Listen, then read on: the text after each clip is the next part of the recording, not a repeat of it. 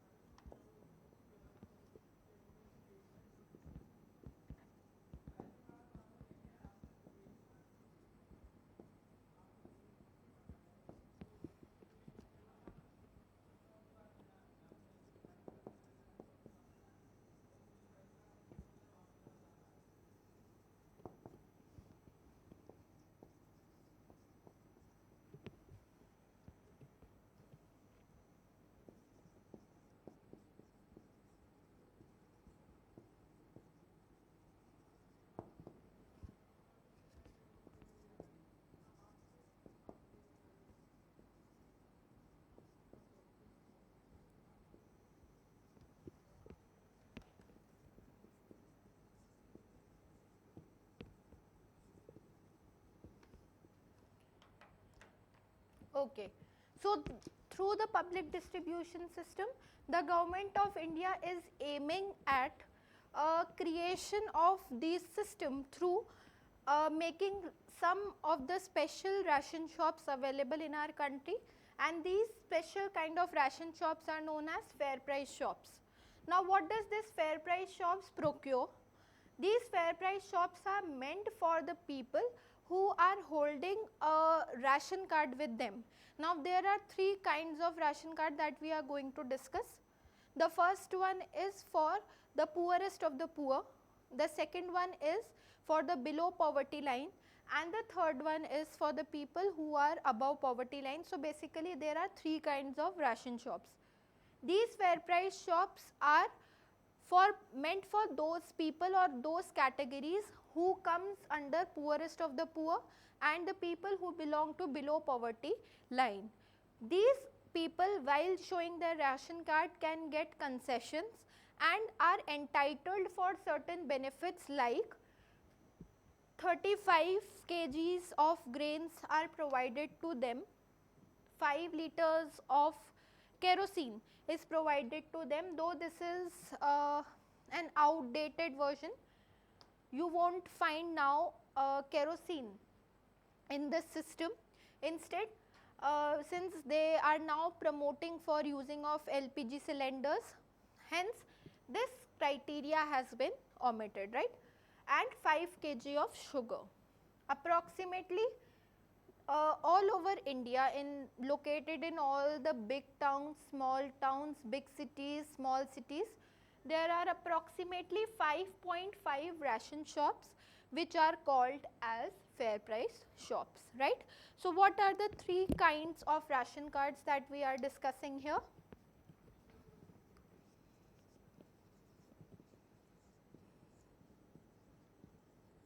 The first one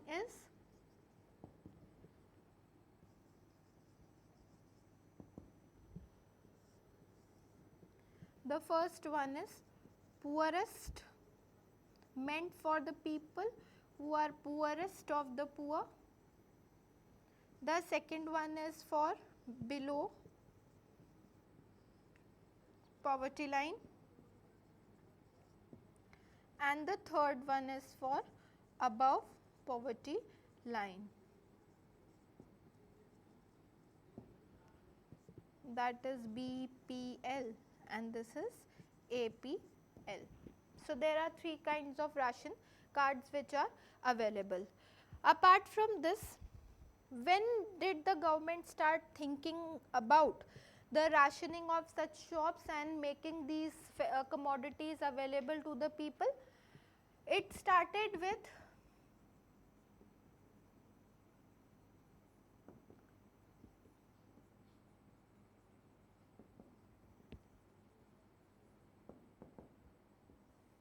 basically started with the Bengal famine,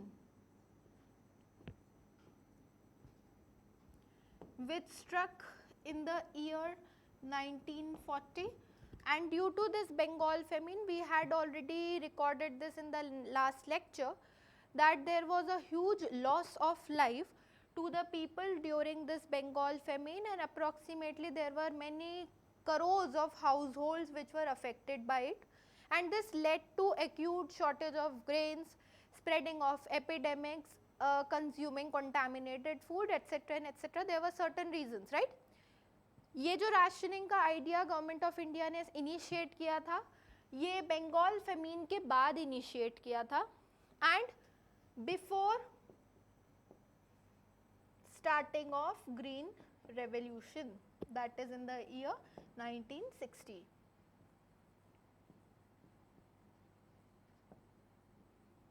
That is in the year 1960. Okay. Moving on further, there was, since acute shortage of food,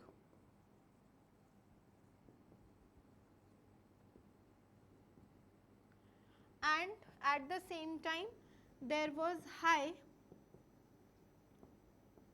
incidence of poverty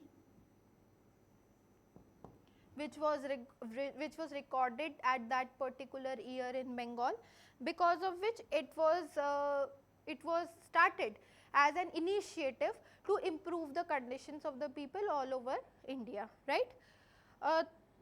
During this, there were 3 important programs which were started.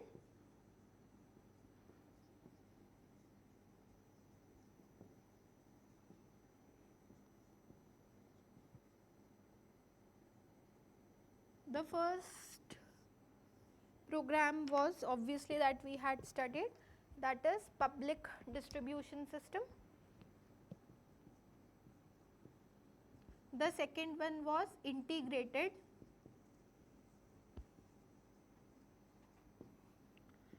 child development scheme, ICDS, and the third one was food for work program.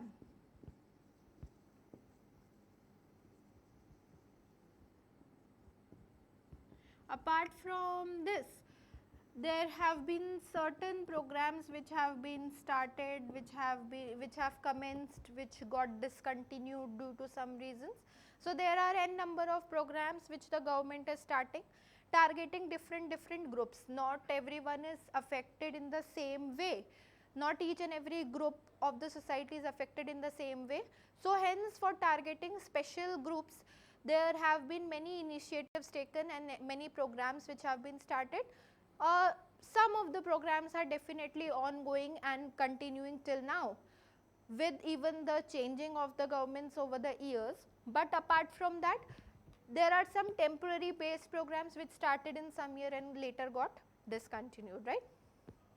Apart from this, there are several poverty alleviation programs started, and these are known as PAPS. We can name some of the poverty alleviation programs like Antyodaya Anna Yojana was one of the schemes which was started. There are another schemes like Annapurna Yojana. So there are certain programs which have been started. The main aim of this is to think about, first is food security, and the second one is regarded with employment, generation of employment, which you won't find it otherwise, right. So we come to our next point, that what is the current status. We have started it, but what is the current status of these programs?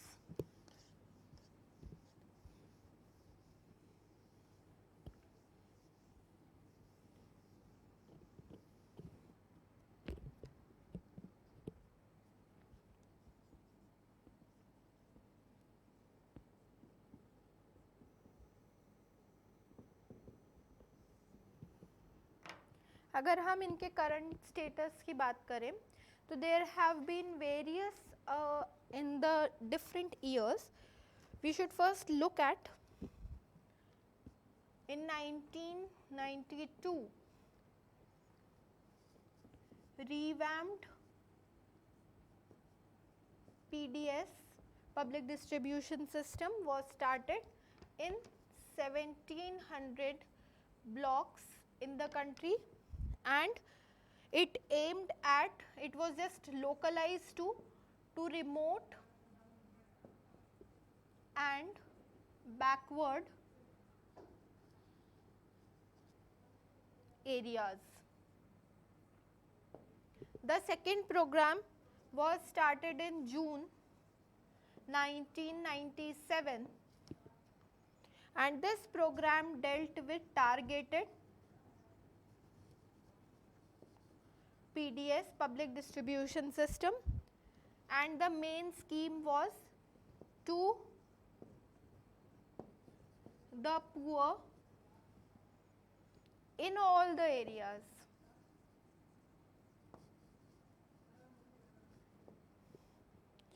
Next, Antyodaya, as we had discussed earlier, Antyodaya Anna Yojana in the year 2000 and Annapurna Yojana. You might have read this in the previous lecture regarding poverty, the previous chapter which deals with poverty, and all the schemes are mentioned over there. There are two major schemes, through which you can evaluate the current status of these programs. The first one was started in year 1992 and it came to be known as Revamped Public Distribution System. In short, it is called as RPDS.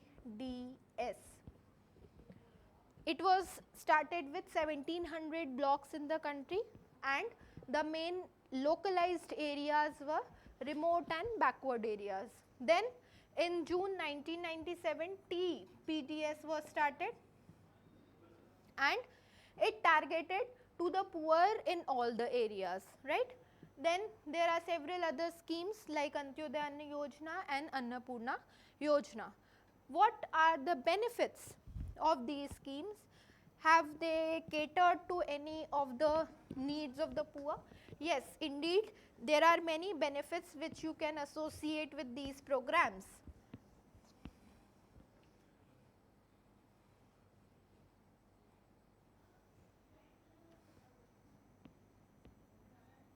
Benefits, in schemes के बहुत सारे benefits निकल कर आए सामने जब इनको लागू किया गया. सबसे पहला बेनिफिट जो आया वो था स्टेबलाइजिंग द प्राइजेस. बेसिकली जिन लोगों के लिए टारगेट किया गया है उन लोगों को इनकी अपनी कंट्री के इन्फ्लेशन रेट से या डिफ्लेशन रेट से कोई फ़र्क नहीं पड़ता, उनके लिए प्राइजेस स्टेबलाइज्ड हैं. तो डेफिनेटली ये एक बहुत बड़ा बेनिफिट है, मॉनेटरी बेनिफिट, जो उन ग्रुप्स के लिए अपन देख सकते हैं जिनको एक्चुअली में टारगेट किया जा रहा है. The second benefit is available to the consumers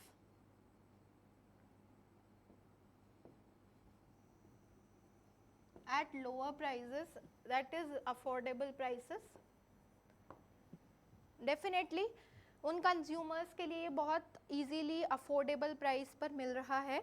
Third is it has helped in definitely averting hunger and famine. ख़त्म नहीं but हाँ काफ़ी हद तक ये जो चीज़ है ये कंट्रोल हो चुकी है. Fourth is prices under revision. इनके जो प्राइजेस हैं वो continuously under the process of revision है. And the fifth benefit is it has created a income security to the farmers through MSP, minimum support price. So there are certain benefits which you can see with respect to the initiation of these schemes. There are 5 benefits. First is the prices have been stabilized. The second one is it is available to the consumers at affordable price. Definitely it has helped in reducing hunger and famine like conditions. Prices of these commodities are continuously under revision and it has generated a lot of income security within the category of farmers, right, through minimum support price. Now we are here to look at some of the criticism. We will start with the criticism and the role of cooperatives in the next lecture. We end our today's lecture with the benefits. Thank you so much.